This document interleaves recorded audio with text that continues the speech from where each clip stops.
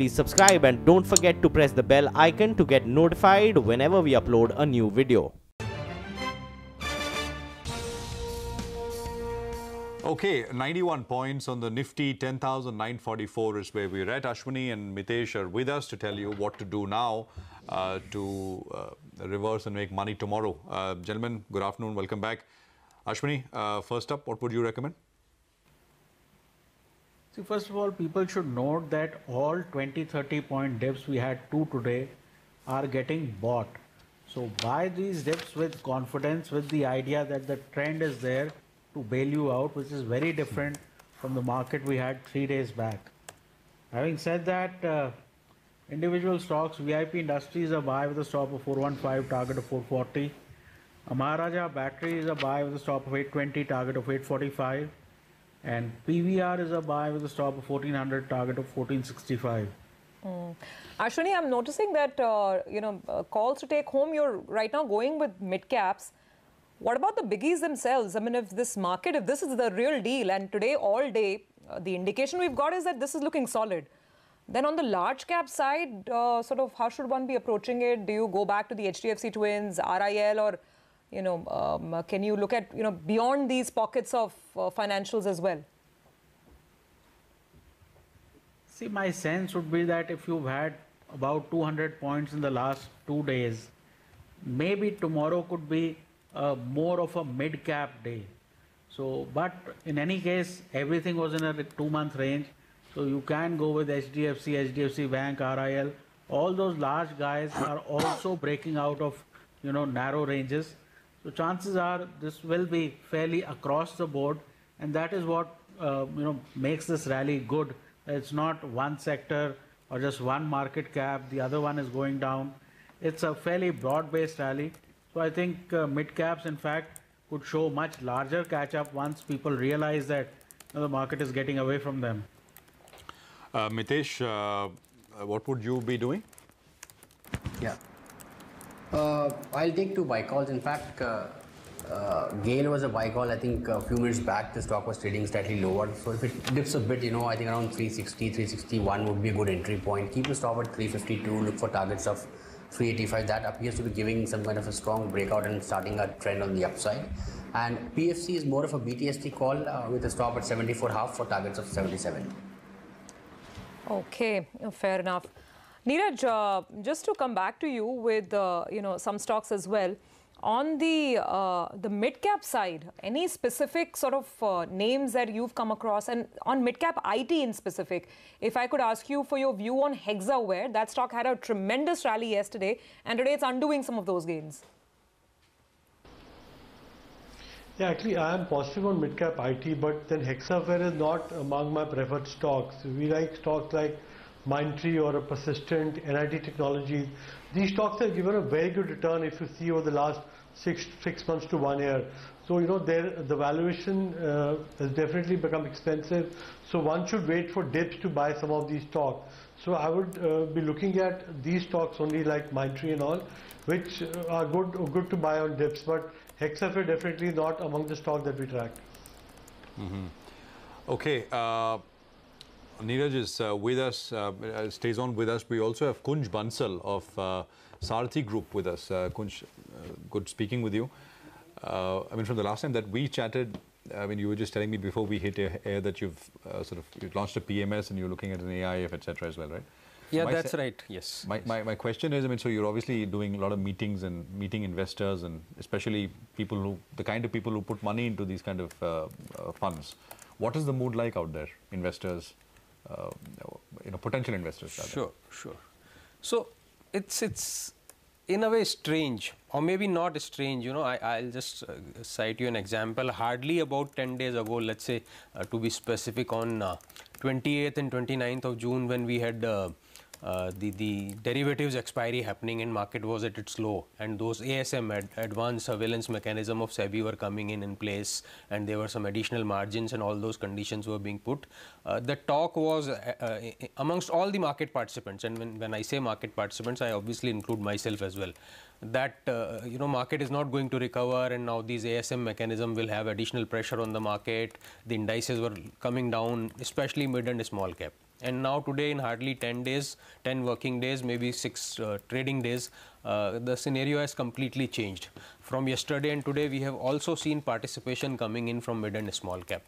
So there is obviously, if we look at a slightly medium term view for 1.5 to 2 year kind of horizon, we have a lot of political environment coming on to us. We have 4 state elections very well known to all of us, and followed by general election. So to that extent, there is an overhang of subdued investment sentiment. But yes, with these kind of rises, the market suddenly makes one realize that if one tends to take that call of exiting out of the market or staying outside from the market, one may run the risk of losing out, and then we have this tendency of running back in the market. So you're having no trouble raising money, right? Not really, not really. So the market rise has coincided with yeah, absolutely. I mean, Surabhi, go on. Okay, we need to take a quick break. This is a strong market. It's approaching 10,950 on the index. We'll be back in just a moment.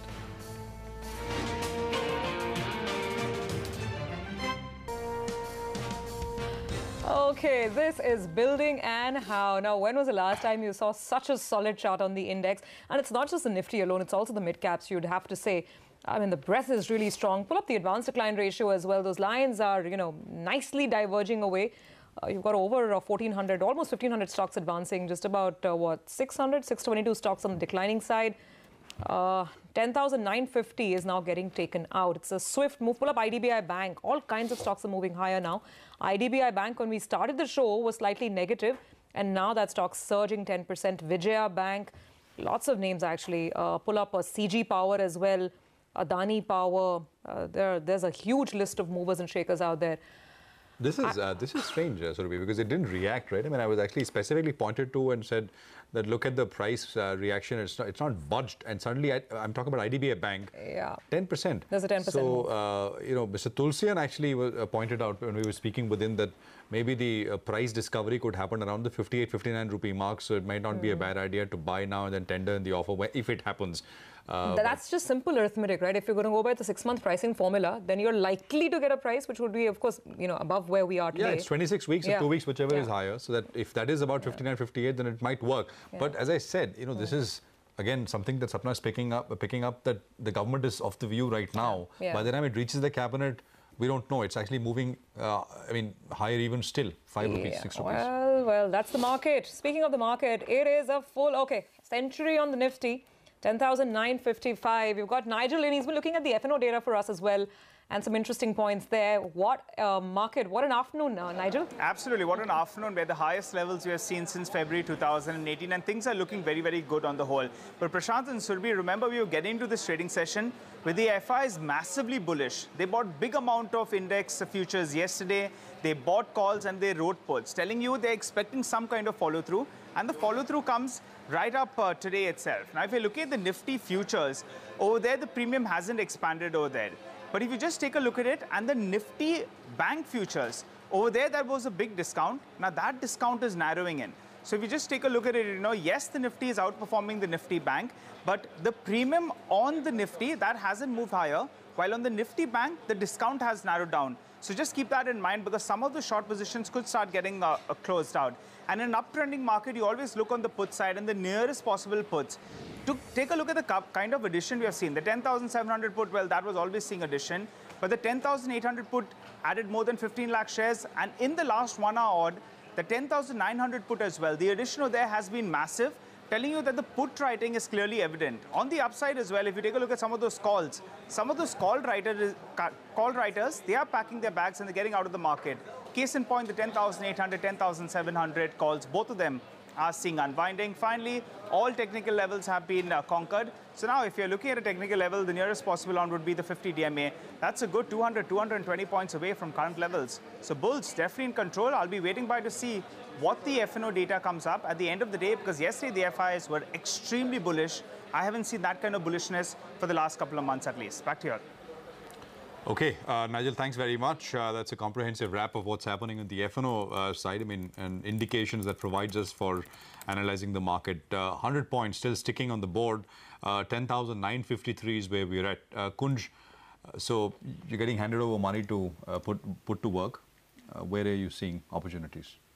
So if we analyze the market, we have clearly been seeing a good participation coming in large caps continuously in last 6-7 months or so. And same has not been the case with the mid and small caps. So on a very simplistic logic basis, obviously the valuation comfort and the price comfort would come in the mid and small caps. Within that, there are clearly some specific sub-segments or pockets of the market wherein we have seen huge correction with not as much deterioration in the financials. So taking names would help. Clearly, there are housing finance companies. So we have seen the rising yield affecting their net interest margins, and which is what has brought down their valuations. But I think the valuations have come down too much compared to the financials. The growth rates are still in that range of 20, 25, 30% in their book, in their disbursement ratio, numbers and all those. So that is a space which looks really attractive. Another space which looks attractive is the textile shares. Again, those have been beaten down anywhere 30 to 50%. Specifically, there was a reason of a rising cotton price issue. I think the correction is overdone there as well. So these are some of the pockets wherein we do see opportunities of investing. Okay, well, what a day you've got. Absolutely no sign of nerves today. That's the breakout. The bulls have done it. They've taken some time. They've taken about 2 months and they've done it in style. Today is not a day where you're seeing jitters. You're not seeing a sell down coming in. You can't complain. This is a very narrow market. You can't say mid caps aren't participating. For what it's worth, at least today what we have on the table is a solid day. Neeraj, before we thank you, I just want to get your views on IDBI Bank again. The stock's up 13%. I mean, on our colleague's story that in all likelihood, there's going to be an open offer. Yeah, I think definitely if there's an open offer, you will get that bump up because open offer price. But IDBI Bank, the main problem was capital. So if however it's happening, we may not like the way it has happened through LIC putting in money. But if the LIC is putting in money and the bank is getting capitalized, and if the kind of improvement we are in all likelihood going to see in the credit growth in the next 1 year, 3-4 quarters, IDBI Bank may on the operational front also start delivering. So I think at this price, I think the downside should be limited. So one can take a call and even tender some on the open offer and may even hold on to some for a long term. Okay. All right, Neeraj, we'll thank you on that note. Thanks very much for being with us this afternoon. We have to take a very quick break. As we do so, let's get you some opinion from a market veteran. In the morning, we were in conversation with none other than Ramdeo Agrawal, asking about the market, sectors that he likes, what he expects of earnings, and a lot more. Here's a slice of the conversation. We're back in just a moment. Every investor is a value investor. So you have to chase the value, not the price. Price will keep moving up and down. So when the loss is in the price, not in the value. So when the price moves down from say 100 to 50, the value might have gone up from 50 to 60. So what we are looking at, I mean, what is the loss is in the price. I don't know enough about Tata Motors to say that it is a quotational or, I mean, prima facie, I would say it is quotational because these are huge franchises. Yeah. They will come back. I mean, you see the aggression in their strategy to bring back car, bring back truck, gain the market share in truck. So they are very aggressive now. So clearly, I mean, I would say 99%, I'm not in the stock, I'm not an investor in the stock, but it looks to be quotational. They will come back. But the people who actually know the strength of the companies, though have invested, they made money or they have studied the company, they would be able to say whether it is a quotational or permanent. Right now, it looks to be quotational loss. My understanding is that the government can influence only at best about 1/3 of the profit through the petrol diesel. Yes. Pure petrol diesel, the commodity petrol diesel you buy, that marketing margin is only 30-35% of the total profits. Rest of the profit is their refining profit or their pipeline profits or some other branded stuff they do, new oil price. So there are a whole lot of profits. But markets don't, in the mood of pessimism or fear, they become very irrational. See what fear can do to the stock prices or the market, Third World War cannot do. With a straight face, I would say it's a quotational loss.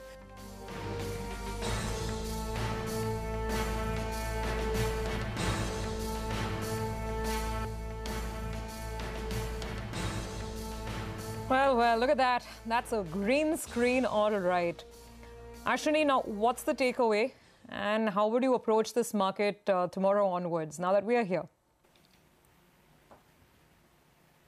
See, the biggest takeaway is that don't do what you have been doing for last 2 months, which is, over smart trading, going short, going long.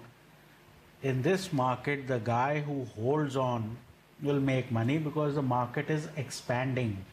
Similarly, you get your 20-point dip, jump in and buy and pray to the trend to bail you out, because the trend is very strong. This is not, you sell at support, sell at resistance, buy at support type market. I think it will get to previous highs. Now what happens there is a different question, but next 4 or 5 foreseeable days are probably on the upside. So whenever you get that 20-30 point dip, try to buy even intraday. Mitesh, anything new on your radar that you'd like to advise?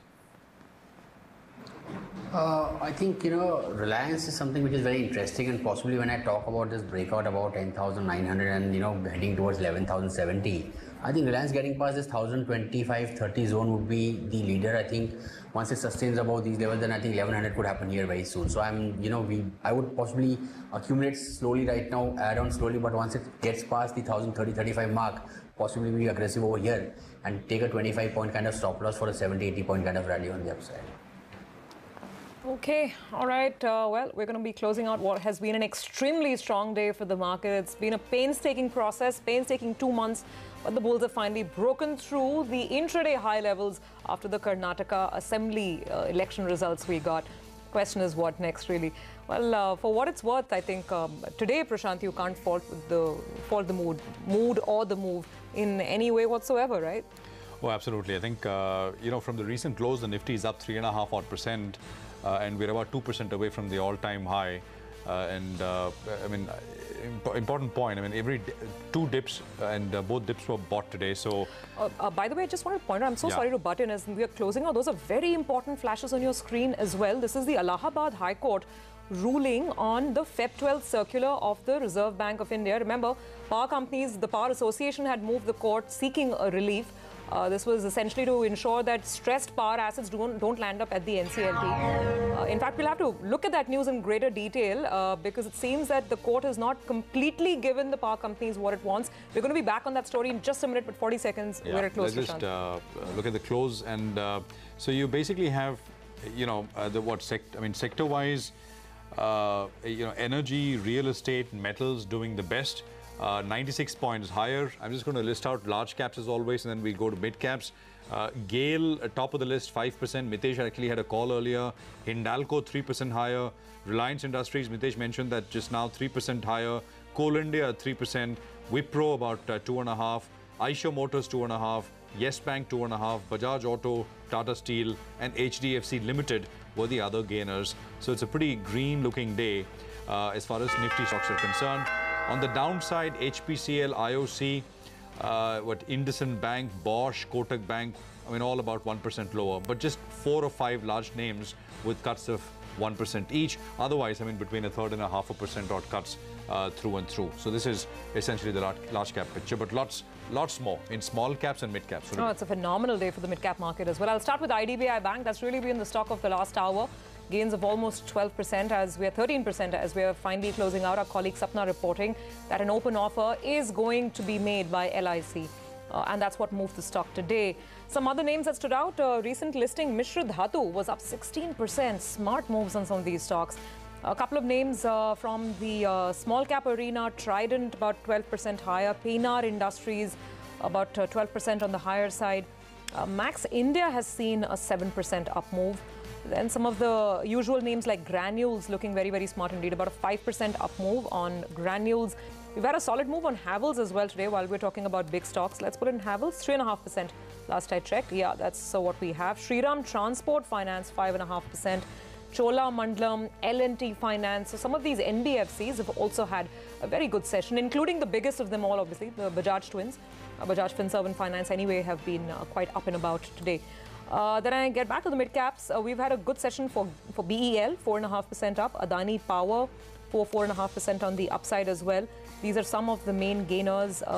I can also throw in an Excel Crop Care, the stock that Viraj liked, our alpha manager, 7% up over there. So those are some of the major names. Make Money Organics. So a couple of the specialty chemical companies have had a good run today, Make Money included. Thirumalai Chemicals can be counted in that list, 10% up on Thirumalai. So lots and lots of gainers on the upside of the screen. Losers, not too many. Hexaware needs to be pointed out after its 20% stunning rally yesterday. Today was a day of sobriety, 4.5% down on that stock. Motilal Oswal has lost about 3%. Jyoti Labs, Tube Investments are some of the other names. But really, it's not a day to talk about too many of the losers. Strong market breadth, over 1,400 stocks advancing, 621 declining. And the mid-cap index almost in step with its larger cousins, the Nifty and the Sensex. So that's the story and the way things have played out. Very quickly, Kunj, before we let you go, any specific stock ideas, anything that you can share with us, or any themes that you have your eye on, particularly in the mid-cap space? Yeah. So in terms of mid-cap themes, in addition to what I told about textiles and housing finance, I think agrochemicals and pesticides is the other theme that one should look at. We are clearly going to see a lot of money coming into the hands of farmers thanks to the government's schemes, and that should boost consumption of related stocks. Okay. All right, gentlemen. Thank you very much for joining in, taking us through market close. Solid day for the bulls. The range has been broken. The question is there going to be sustainability around these levels, whether the bulls will build from where we are? We'll take a quick break, but back on the other side, of course, that all-important story, Allahabad Bank on the RBI Feb 12th circular, and also Prime Minister Narendra Modi and South Korean President Moon Jae-in have signed 11 MOUs, strengthening bilateral ties. We'll get you all the details.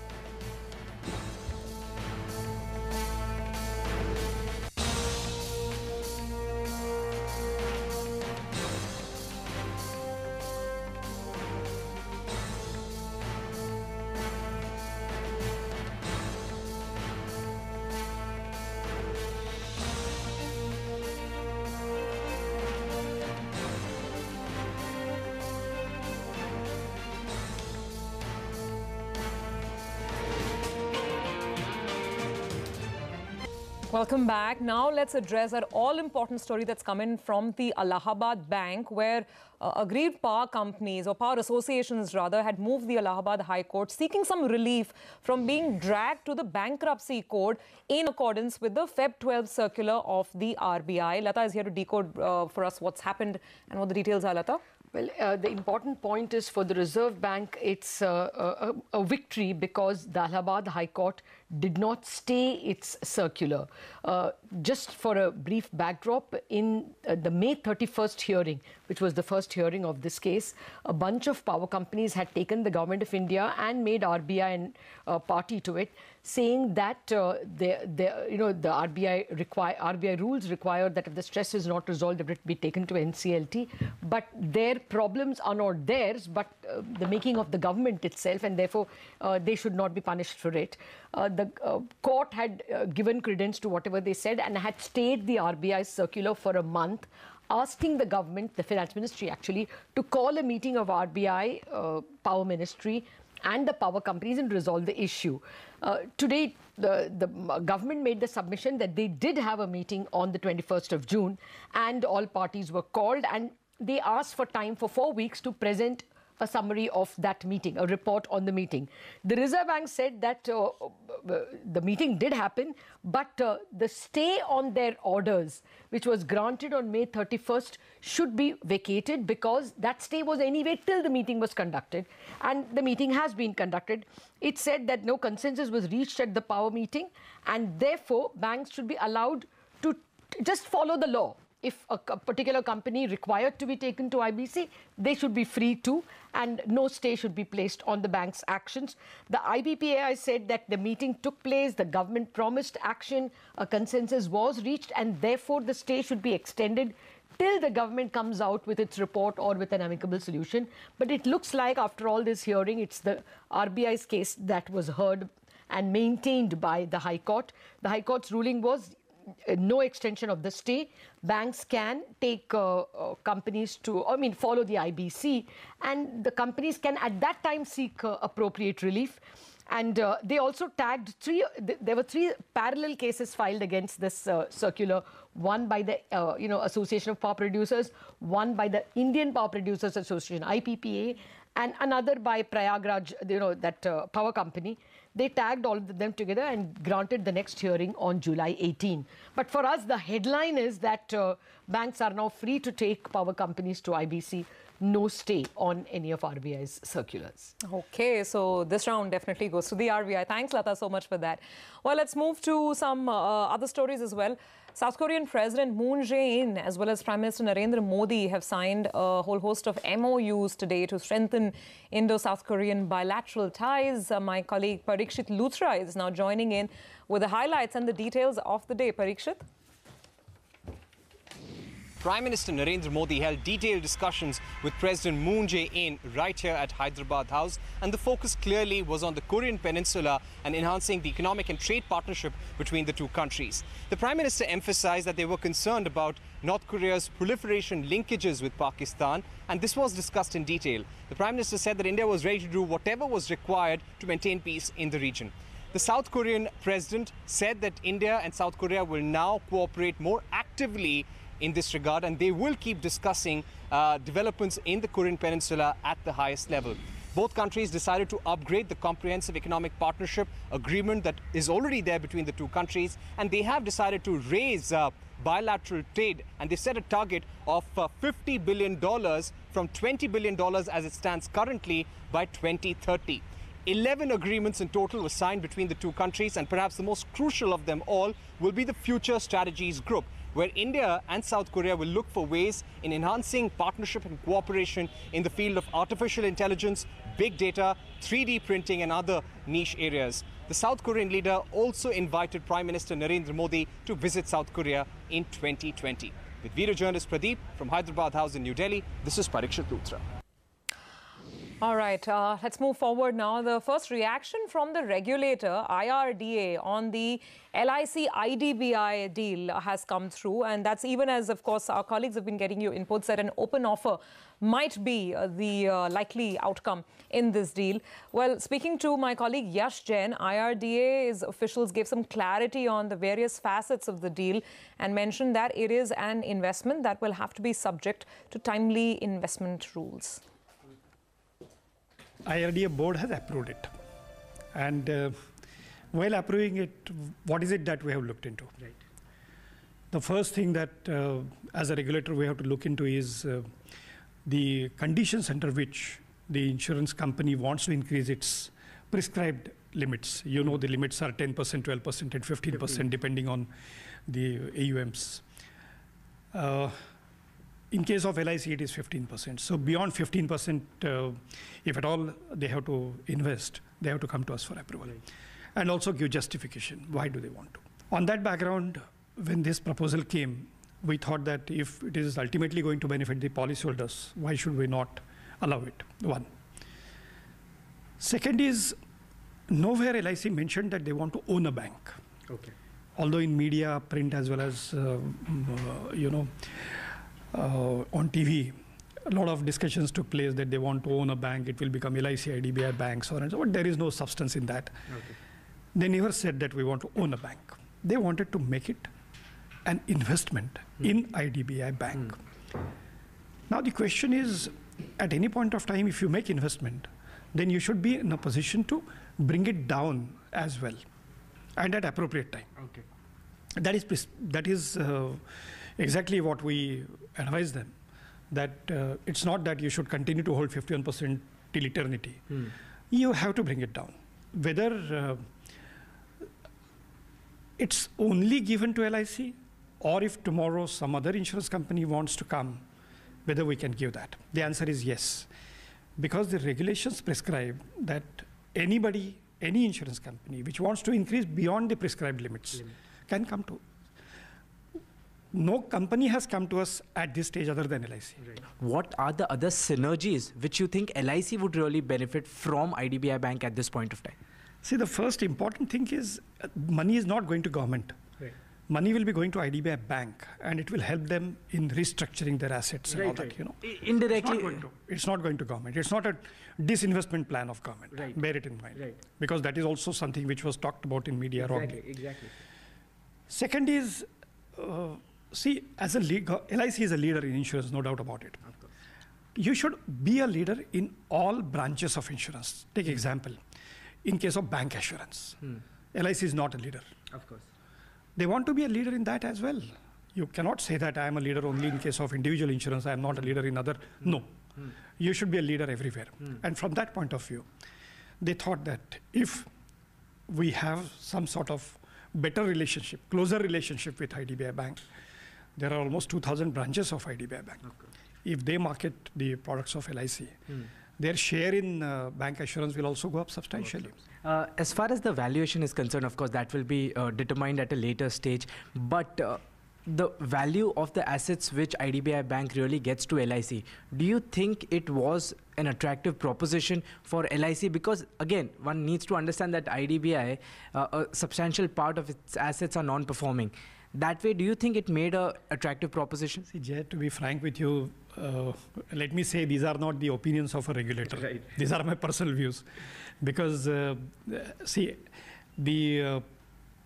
you should always buy when the price is low. And when is the price low? When some particular company is not performing well, the prices will come down. Right. If you are tracking the stock market, you would have seen that IDBI Bank share, which was trading at some point of time at 130 rupees or so, is now available at 40 or 50. Absolutely. And that too, it's a share of 10 rupee, not 2 rupee or 1 rupee. Now, what is wrong in buying it at appropriate time? Well, all right. So that's the story that we are going to be following throughout. Right now, we need to take a very quick break. But when we come back, we will have, of course, all the currency and commodity market action. And helping us do that is Manisha Gupta with the day's trade. Manisha, great day for us on the equity side. And now we want to know what's happening in commodities. Well, I want to talk about a couple of commodities which haven't done so well this year. And a couple of them really are coffee and sugar, a couple of worst performers actually in 2018. But we will get you the details and strategies after this break.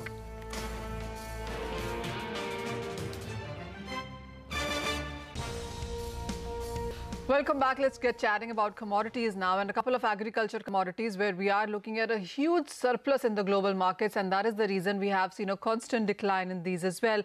If you look at the coffee prices, well, the prices have declined by 12% in last 1 month. The global output is estimated at around 158 million bags for the year 2017-18. And while the coffee prices are trading in the negative, it is sugar which continues to be the worst performer for 2018. The prices are down 25% in the New York markets there. And we have seen the slowing demand growth, surging production globally as a couple of factors which have pulled the prices on the weaker side.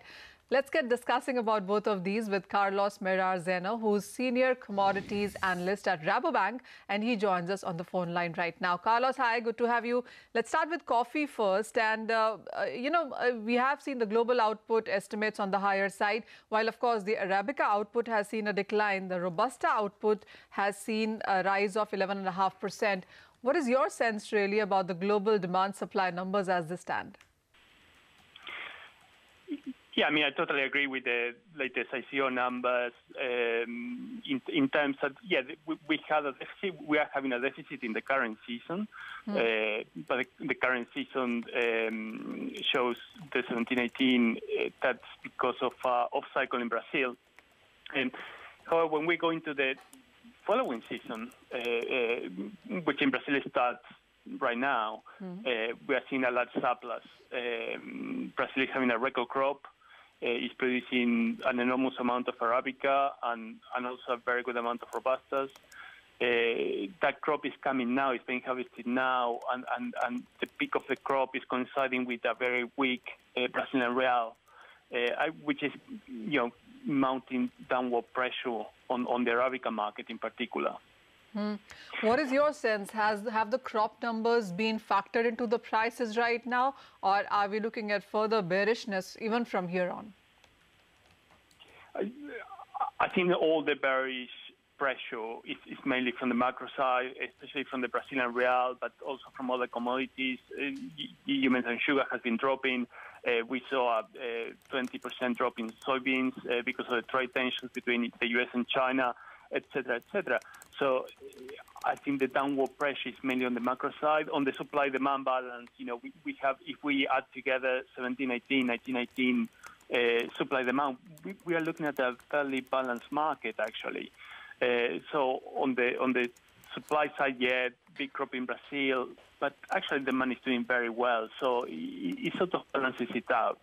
If we see more certainty about the Brazilian elections, which are in October, candidates need to be enrolled by mid-August. If we start to see some political certainty in Brazil and the BRL strengthens, I think we may see a 15% jump in coffee price, in Arabica coffee prices.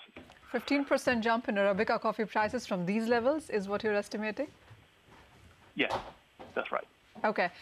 Carlos, also coming on the Indian market side, really, because while we are looking at a smaller crop this time around, the export numbers have been good. And there have been reports on how the producing countries have seen not such a great growth in demand. How have you, read this pattern lately? Yeah, I think demand, particularly in India, has been a little bit disappointing, even though this expansion in the coffee shops there. Coffee consumptions in those coffee shops are probably not the driving force. People go for mainly water or a snack. But I would say India is probably an exception. We see still quite a bit of growth in other producing countries like Vietnam itself, for example, or Brazil, or even China, if you consider China a coffee producing country. Philippines, Indonesia, could go on. So overall, I think consumption continues to be fairly good, and we see continues a global good attitude toward coffee consumption. Carlos, also let's talk about the sugar prices now, and the worst performing commodity really when you look at the global futures, down by 28%. But then the last couple of years have been not so good in any case, and this year is not different because we are looking at a huge global surplus. How have you read the numbers and what are you working with? Yeah, we're working with a surplus of over 10 million tons for the current season, 17-18, and a much smaller surplus for the 18-19. Basically, the drop from one surplus to the other is a reduction in the Brazilian sugar output. That's mainly because sugar prices are so low that Brazilian mills tend to maximize ethanol. They have that capacity there. But I have to say also cane expectations in Brazil have been coming down. Brazil has been very dry in the last 4 or 5 months, and total cane availability it has been to some extent compromised. But of course, the main reason why we have such big surpluses is Asia, in particular, as you know, India, but also Thailand. They had record crops in the last crushing season. We are looking at very similar crops for the next season, either similar levels, maybe a little bit higher, a little bit lower, but definitely not significantly lower. So we see a lot of sugar availability, especially for Q4 and Q1. So from here on, do you see further decline in prices then? Because if you're looking at a repeat of the same sugar production in the next season as well, what is your sense on where the prices are headed? Well, I think these surpluses are fully priced. Okay. Sugar has been the biggest loser against most of the commodities that I look at least. But at the moment, prices are constrained by the ethanol prices in Brazil. If sugar prices increase right now, we are going to see quite a bit more sugar production coming in because ethanol, Brazilian mills, instead of maximizing ethanol, will start maximizing sugar. However, from September onwards, cane availability tends to go down, ethanol prices start to go up seasonally, so we will not have that solid ceiling there.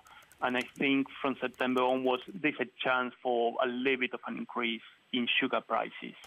And that will be especially if the weather in Brazil continues to be very dry. Your point is well taken, especially from September. It would always also be festive season in India. So the expectation is that we might see some uptick in demand because of that as well in the local markets here. Carlos, thank you so much for taking time out for us and explaining to us the global demand supply numbers in sense of coffee and sugar, of course. But with that, let's also go across to Prathamesh Malya of Angel Commodities and discuss some other commodity strategies here. Prathamesh, hi, good to have you. Another sector that we have seen a lot of jitteriness, but strength really has been the crude oil prices, holding well above $78 per barrel, a second straight day of gains. What is your sense on this one? Manisha, yes, I think after that OPEC meeting wherein the compliance was being taken off or possibly from 150 to 100%, I think OPEC would have brought in that extra million barrels of oil into the market. But then the recent positive move is purely coming out of disruptions from Canada, which is really moving oil markets. But I really wouldn't be surprised if oil prices would correct from higher levels. I think for WTI, 78 would be threshold. It is trading at 77, 78. I think should trade cautiously at these levels, but looking at the positive movement, I think we should buy for a day or two in this particular prices. I think 5080, 5100 on the MCX is what it's trading at. I think it should head higher towards 5200. But yes, a note of caution though. I think you should trade very cautiously when you're going long on oil.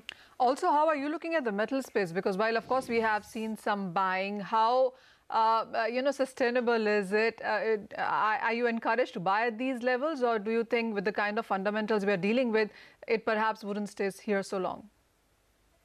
I think, Manisha, the trend in the very recent times has been, dumping all the metals, or for that matter, risky asset, and no metal has been spared. You talk about copper, nickel, lead, zinc, every other metal has been dumped in the recent weeks. But yes, with the story wherein the inventories of zinc seems to be increasing on the LME is a slight point of concern.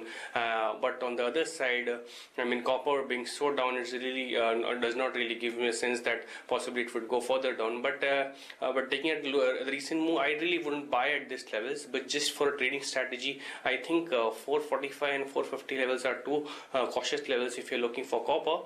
If you're looking for nickel, I think you should plan your trades in nickel very cautiously. I think it's very volatile. It's almost 2% down on one trade, 2% down up on other trade. I think though it's very volatile, I think 1000 is what looks very much possible as far as nickel prices are concerned on the MCX. All right, Prathamesh, we've noted down all of those strategies. Thank you so much for being with us. And with that, it's a wrap up on this edition of Closing Bell. Thank you for watching.